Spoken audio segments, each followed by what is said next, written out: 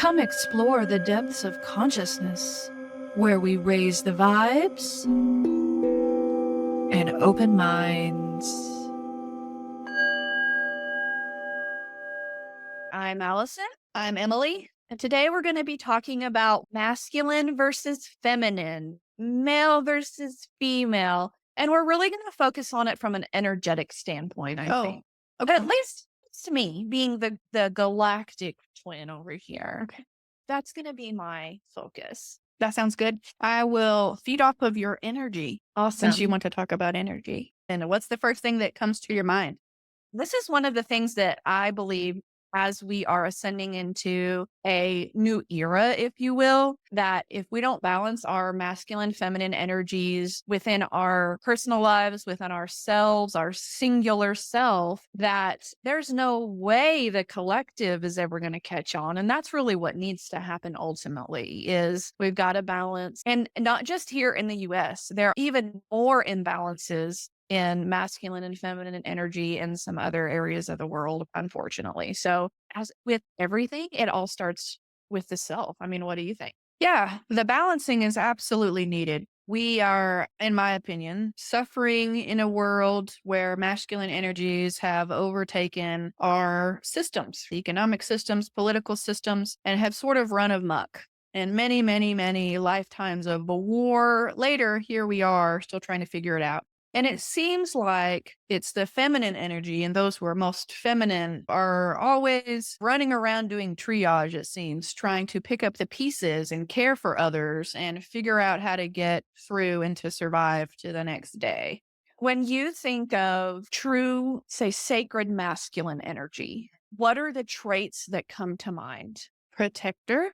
In what way? What does that mean? Physical protection first comes to mind. So if there's some type of threat to life, whether that's from an animal or a human or something else, that masculine energy to me is a natural protector against a threat to the family unit, to whoever is in the vicinity of that person. Also, I think wisdom, and this really goes both feminine and masculine, but I think there is a certain wisdom from the masculine side as well. And steadiness, firm foundation. Those are the things to think of. So, in my mind, I think a true sacred masculine energy sort of embodies a little bit of what you said. For me, there's a stoic sense to it, a general strength, and not just physically, but emotionally and mentally. Someone that is able to, when needed, make decisions, sometimes from a neutral standpoint, because sometimes things just need to move forward and jobs just need to get done. Every person has masculine and feminine energy. It's just a matter of how much one do you have on any given day or in any given moment. Because I know for myself that if I'm in a boardroom, I'm going to have a lot more masculine energy. Whereas if I am with my kids, I'm going to have a lot more feminine energy. Where I think it starts to become unbalanced is that some people stay in one type of energy all the time. And I think that's what kind of creates a lot of inconsistencies. But generally, sacred masculine energy is, yes, it's that sacred protector. It's that energy to make decisions, get the job done, know where to go. And when I think of the feminine energy, for me, it's very nurturing. It's very caring. I think that a lot of men, when we talk male, female, so not even masculine, feminine at this point, but male, female, I don't personally know a lot of males that are very nurturing, that are very sensitive to other people's feelings and take that into consideration. And everyone can do that. Everyone has it in them. It doesn't mean you're weak. It's actually a huge sign of strength to be able to fluidly go between your masculine and feminine energies, depending on the situation that presents itself. If you're in your family unit and you're having family time, why can't both parents be nurturing and caring in that moment?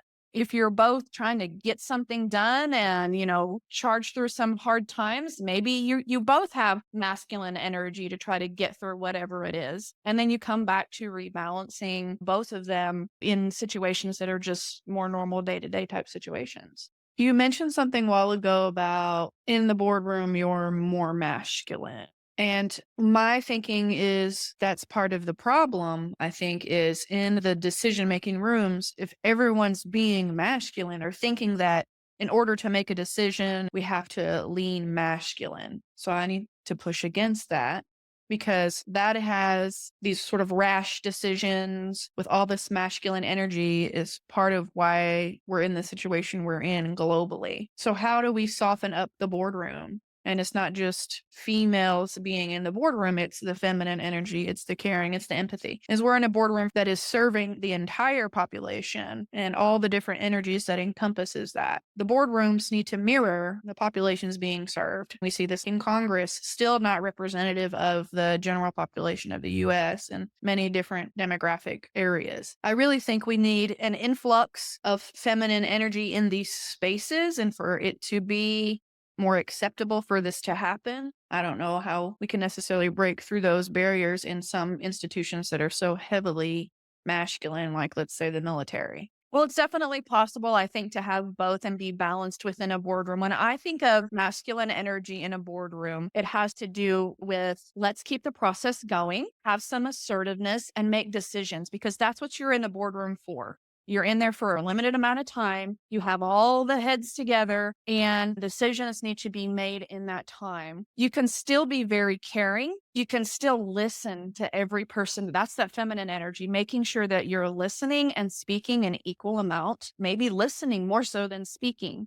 Putting yourself in the other person's shoes, that's another feminine quality, I would think. There are not enough females in the higher levels of companies that have the opportunity to come and sit at the table. I've been in boardrooms with all females. I've been in some where I was the only female and the youngest person by far, and the dynamics are very different. And what's funny is that a lot of companies, and I'm speaking from experience in the financial industry and the educational industry, that's why I've had the majority of my experience. You have males at the top and all the females doing all the work below. And if you're not taking into consideration what everybody in the company needs, then you will not be successful in your business. You just won't. It just makes good business sense to have equal voices when it comes to masculine and feminine energy. Women tend to be capable of holding more information in their head at one time to be able to make the decision, right? They're thinking about everybody in the company, Multitasking. right? Mhm. They're thinking about everything more than just,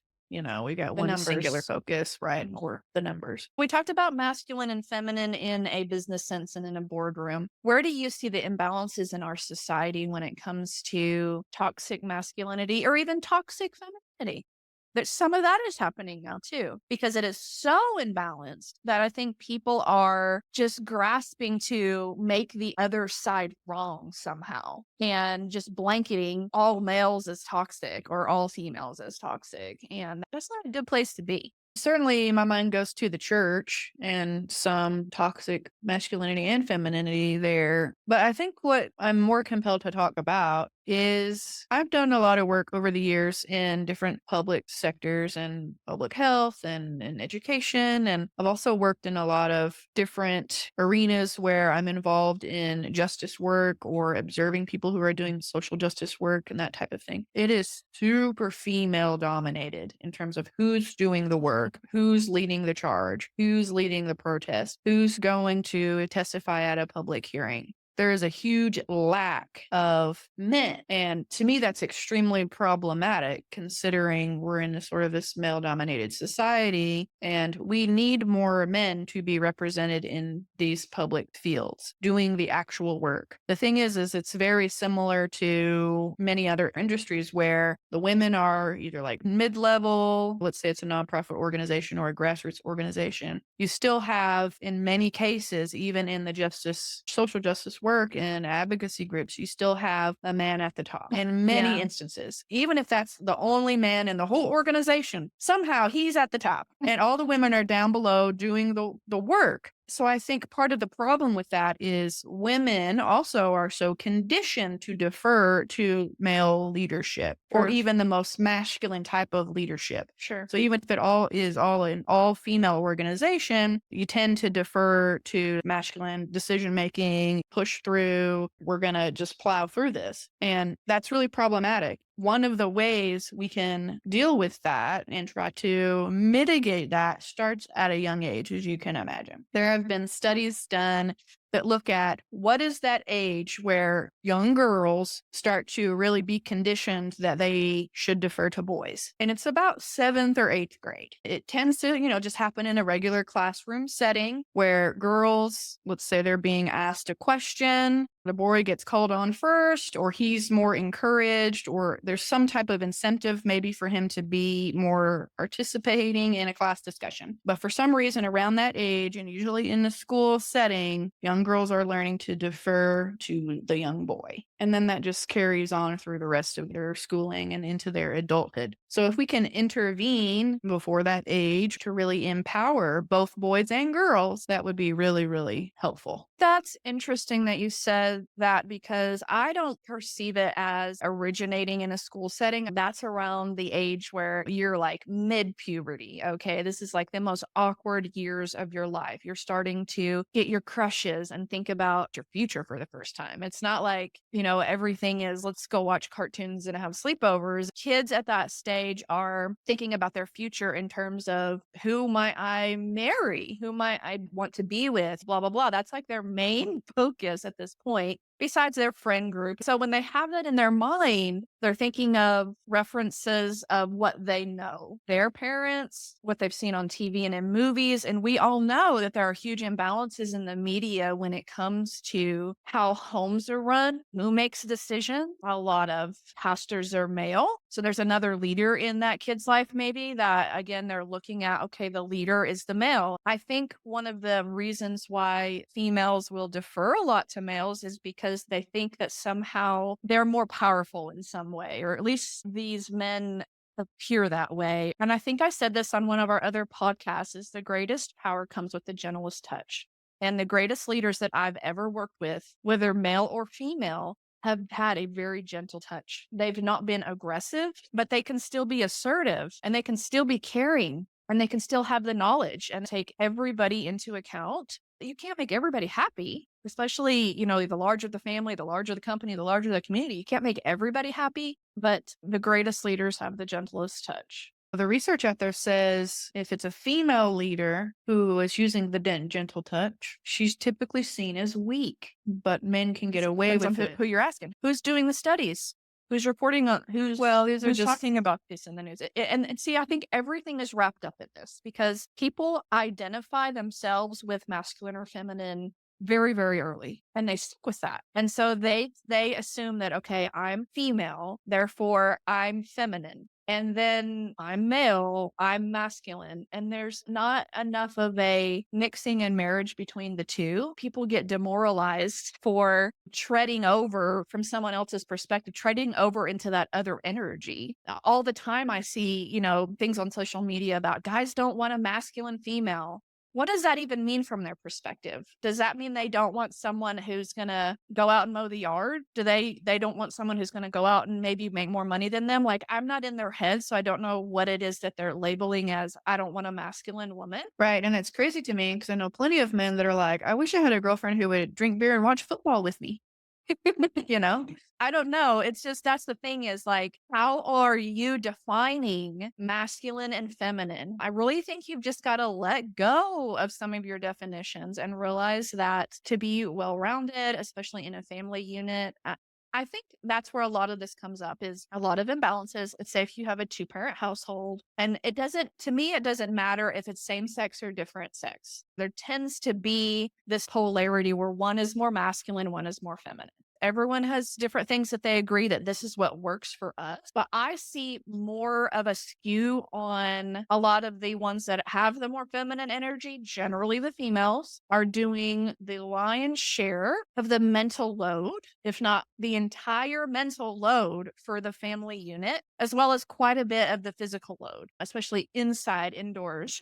The men's roles are kind of like, what's going on with the yard? What's going on in the garage? Are all our computers up to date? I mean, those things are important, but it certainly is not something that you're doing every day. To me, it's not as important to make sure that, you weed eat your ditch versus helping your spouse cook dinner when she's done it 10 nights in a row. Kids are seeing that. They repeat that. That's what they know. That's what's on TV. That's what's on social media. It needs to change. And there are very few incentives these days for boys and men to do anything different. They're getting waited on hand and foot in some cases, and they don't have the same level of responsibility, nor are they expected to have the same level of responsibility. Oh, wait, and when they do, it's And like, that's great "Oh for my them. gosh, look at you. What a great father you are. You took your Look, kids to the park. you took your kids to the park and you played with them.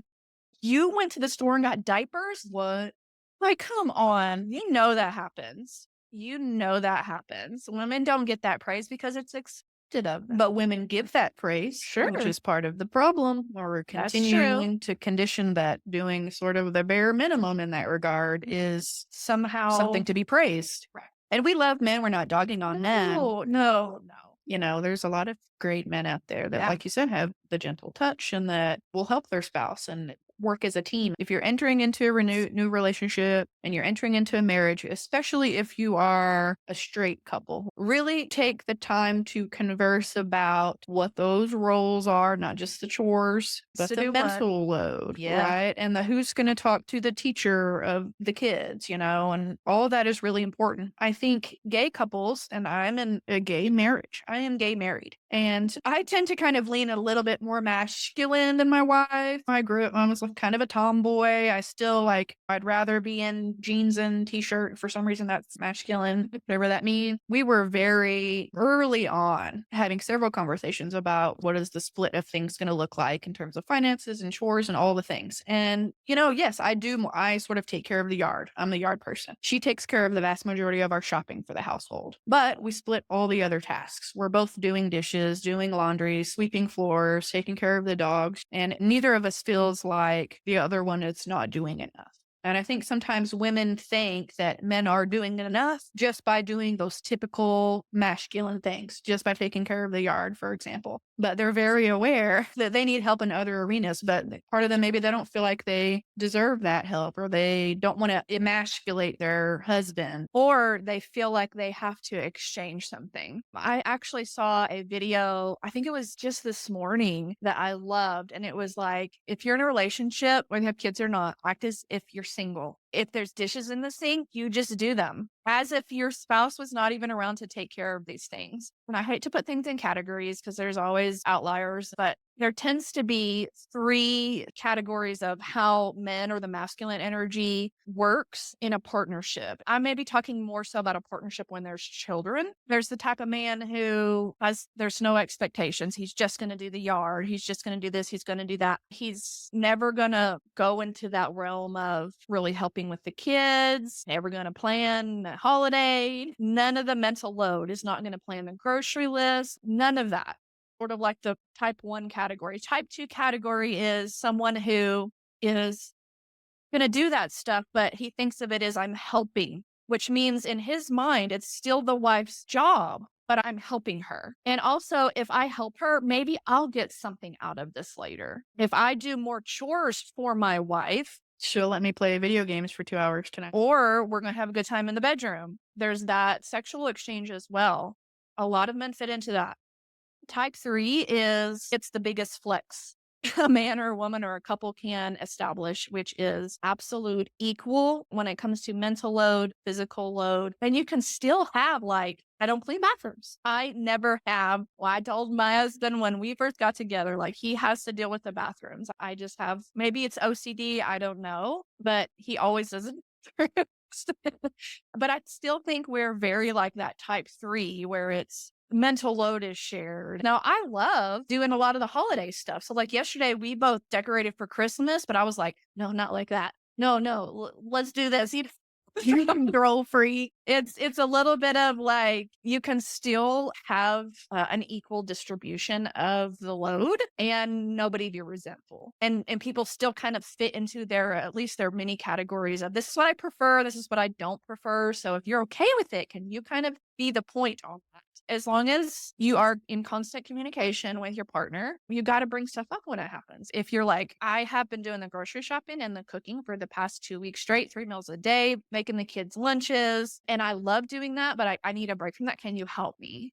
Absolutely, because it can certainly devolve pretty quickly into traditional roles and into traditional sort of split of tasks. If you're doing more of the housework on average, be communicative with your partner. I've been doing a lot of this. I haven't seen you do dishes in 2 weeks, although you've been eating all the meals that I cook and dirtying the dishes. Change the way you're approaching that. That might, like in my household, since I work from home and my wife goes out and she's gone most of the day, I'm handling during the week the cooking and doing the dishes. Usually on the weekends, she takes the weekends because she's home. And so it gives me a little bit of a break. And I certainly don't mind doing 5 days a week versus two because she has to do more in my eyes, driving, getting ready, and all the other things that go with being out of the house and out of your comfortable And you're in space. agreement about that. It's And we're in something you're agreement. both like comfortable with. Right. It's nobody's having resentment. Nobody's saying that it's okay, but then internally feeling that, oh, I wish they would do more. And I don't want to say it's only women, but sometimes I think there's this, I wish he or she would just do it because they just know and I shouldn't have to tell them, or I just want them to want to do it. That can be a slippery slope. Sometimes people don't know. They get comfortable and they think you seem totally fine. They don't see it as a burden to you because you're not communicating. Communication is so, so, so important. Just don't get stuck in that like, oh, he should just know. He should just know I've been doing this for so long. So he should just step in. Don't expect your partner to be a mind reader. Yeah. Don't be passive aggressive. Yeah. I'm really curious. How would you describe your balance or your sort of sense of masculine and feminine in yourself? Depending on where I'm at and who I'm with, it's constantly changing. If I'm in work mode or project mode, I am more driven to just get things done. I'm not necessarily thinking about, I'm not going to those places of having like a lot of feelings. I'm in more of a masculine state. So pretty much anytime I'm not in work mode, I feel like for the most part, I am in that more feminine energy where I'm thinking about what's going on with the people around me. What is it that they might need? How can I give them an experience? I tend to always think way far ahead in the future about family things that we can do 3 weekends from now. I think this is a feminine quality. I love to create experiences that others can enjoy. And that starts with my family. So I think about my husband and my kids and what we can do together. I think that's how I interpret the energy and how I balance it within my life. We're talking so much about what we think that these two things mean, yet we need to come to this balance. Yet I think we're revealing in this conversation our own conditioning about that. Not that those who are enacting feminine energy can't make decisions or be Right. hard driving at work. That's one of the things that needs to happen for this to be right, a global shift towards less toxic masculinity or femininity. And as you said, starts with the self encountering those biases we have. So that's why I asked. I was really curious how you see your energy, you said, sort of shifting depending on the environment. And honestly, like, I don't really even think that people need to be so set on defining, like, oh, I'm feeling masculine today, or I'm feeling feminine today, or you're being masculine, or you're being feminine. I think it really comes down to really, it only matters when someone is just being toxic. Throw away toxic masculinity and toxic femininity. There doesn't need to be a word after the word toxic. If someone's being toxic, whether it has to do with the way they are presenting their gender, their religion, their belief systems, their socioeconomic status, whatever. People can be toxic in a number of ways, and then people start labeling what type of toxicity is that. It doesn't really matter. The whole point of there being this masculine and feminine anyway on this earth plane is that we are here to explore polarity, the balance, the yin, the yang, the positive, the negative. We could all literally be the same sex, and there would still be a masculine, feminine energy. I think I guarantee you there are some planets and civilizations like that. It's just a matter of people need to quit being toxic, quit making yourself somehow better than others, quit labeling others as lesser than you, quit categorizing people, start to come to a more integrated place of we're all humans and we're all living on earth. And then that's what matters. It doesn't matter who you voted for. It doesn't matter what church you go to, or if you go to church, it doesn't matter what your family looks like. It doesn't matter who you're attracted to. That does not matter. You can still be a good person and a compassionate person, and the world just becomes a better place. My wife and I have been watching some documentaries, and there are a few different ones out there you can get on these streaming services. And it's looking at the natural world, animal species. I think there are even some that, yeah, talk about plant species. And it's looking at these different species and how they are enacting their roles as male, female. And there needs to be a lot more education for the general public about this. Many people tend to think that same sex relationships, or let's say a man caring for his child, is out of the norm or out of balance or not what it should be in according to nature. But when we look at nature, we see that rule being broken all the time. Seahorses, Right. Seahorses, male seahorses. insects, all the way up to the largest mammals that are having same sex relationships. Some of them are sexual, some of them are more like their tribe or family. You certainly have male species that are being the primary caregiver for the offspring. In some cases, there are some species where the man actually gives birth. Sure. Right. It's very interesting how the large mammal species, the big predators like lions, tigers, bears, sharks, all these big predator species, guess who tends to be the leader in the family unit? Do you think it's the male or the female? Well, I think of in a pride of lions. I just think about what I know from the Lion King. What do you know from the Lion King? Well, isn't it that the females go out and hunt and get the food and provide for the family, and the males are just back with the children? I don't know. You tell me. Yeah. Well, I'd say that to say in these big, large predator species that we think danger, predator, these are all female led species. They are doing the hunting, they're doing the caregiving, and in many cases, they're raising the cubs, both male and female, and the males usually grow up and they go off by themselves. And sometimes they're formed like bachelor groups. So they're like sperm donors. Essentially, in many cases, that is really one of the main functions, if not the function of the male species. And the women run the show. They Run protect their the world. pride. They do the strategizing about where we're going to go find food and water. Isn't that fascinating? It is fascinating. And it reminds me of something that I read a long time ago. And I don't know where the heck I read it from, but well before our written history and some of our much more ancient histories and civilizations, is that it was predominantly female led. And there was even to the point of it being imbalanced in that way, where it was only females at the top. The men were sort of like slaves. They were just there for hard labor and for mating, and they had no decision making. And a lot of people who understand how we got to this way now is because we were that way before. So we were imbalanced before with females at the top not letting males have a voice. And then religion comes into the mix, and this fear of the devil and this establishment of the church. And now all of a sudden the males have all the information. And Father, the God. the father. And that's when we started to, once organized religion kind of came about, that's when we started to shift from predominantly female to predominantly male. And it's never been balanced. There's only a third option now.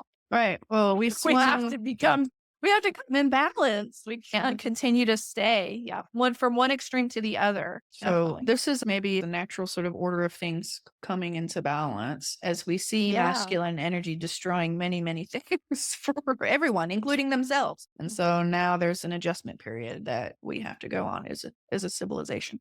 You never asked me how I see myself. Okay. How do you see self? Okay. When I was younger, I really always enjoyed doing things that were more like outdoors and active and sports. And I was labeled by others a tomboy.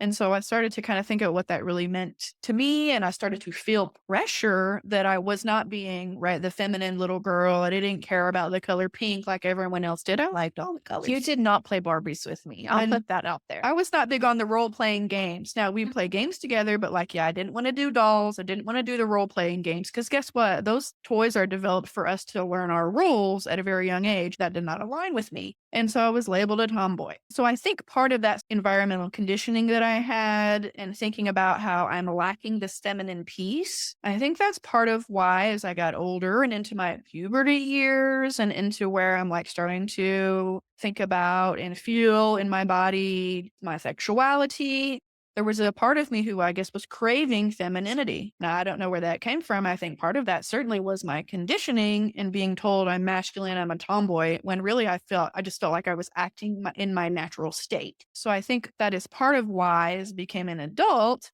that I was attracted to feminine energy. And maybe it was just me and my soul trying to find a bit of a balance. And I am female, but I do feel a little bit masculine. I've always had some confidence. I've always felt leaning towards masculine, whatever that means. So that sort of need for me to have a feminine energy with me. And I don't see it as we're two women together, even though that's what we are. I see it more as, like I said before, I tend to lean masculine. She certainly So leans on the feminine. energetic Right. So spectrum. energetically, we certainly match. But we always get questions like, "Who's the man?" And Yeah. Where's the pants? Where's the pants?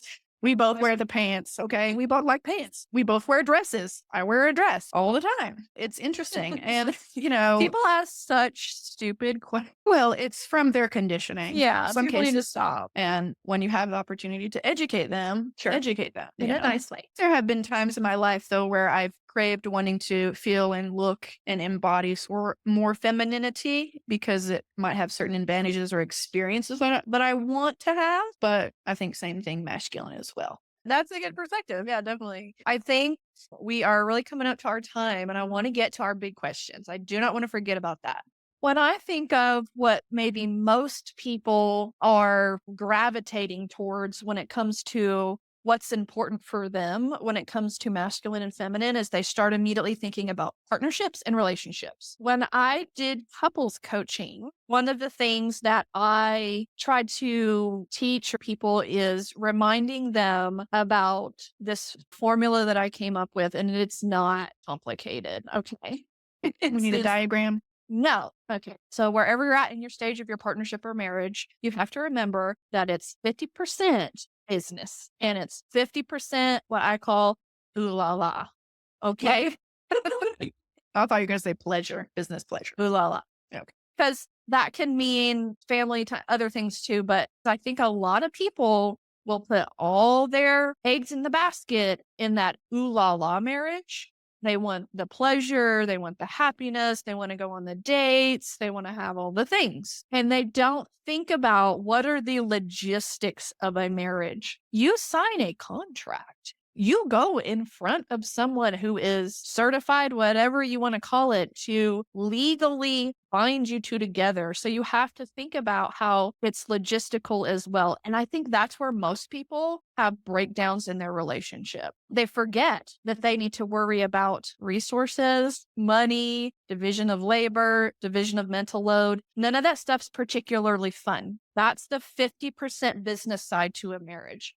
So my big question is, if you're in a partnership, or you can think back on past relationships or potential future relationships, wherever you're at, you can think about this. And maybe it would be really good to think about a failed relationship that you've had and go, Plenty of those. well, was it the things that failed? Was that maybe in that business category? Was it in the ooh la la category? What are some things I can improve for a future relationship? And what conversations can I have with maybe a current partner about that whole concept of our partnership is this 50-50 balance and we just didn't get it together in whatever area. Just think about that concept and figure out what you want to do with it. Isn't it interesting how we started out the goal of this, or the driving theme of this podcast today was masculine, feminine. We talked a lot about relationships, coupling, marriages. I think that's where it shows up predominantly. People see that's so personal to them, that their closest connection that they choose. It's not like, you're born into it. You're choosing that person that you're with for the reason that they balance you out via their masculinity or femininity. It's a natural progression into that, I think. I think certainly so. Maybe the big question that I would like to prompt in the audience is trying to look at this issue, as we started out talking about, from an individual standpoint. And I think there are advantages of that, because as soon as we start thinking about the partnering and the coupling up, that detracts from some self-work we can do to eliminate our biases about masculine and feminine so that we can come into that coupling in a healthier space and have figured out our own balance within ourselves.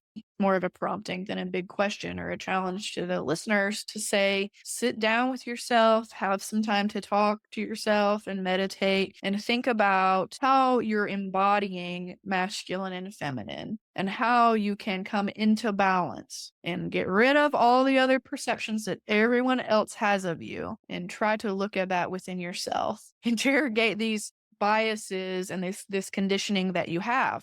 I still have it. We hosted for Thanksgiving, my wife and I. And when it got time to carve the ham, you know what I did? And it wasn't because I didn't want to carve the ham or I didn't know how to carve the ham. I said, Sam, our brother, will you come carve the ham? Because in my mind, I have this picture of Thanksgiving The and a man picture does the frame on a carving. wall, and the man's doing the carving. And yes, I'll admit part of it was because I was tired and I didn't want to do it. And he was just sitting around watching football. But part of that was a conditioned response. I'll take some time, certainly before I host next, to think about those things and to try to approach these situations with family, with colleagues, with friends. Wait, are you telling people to reflect, Yes. realize, and revolutionize? We almost forgot. This is our motto, our grounded galactic motto. The 3 R's. Take your time to reflect. Once you reflect, you have realizations. Once you have those realizations, then you have the power, you have the tools to revolutionize your life. All right. Thank you for tuning in. I'm Allison. I'm Emily. And thank you for joining Grounded Galactic. All right. Whoop. Wasn't very good. Okay. Good job.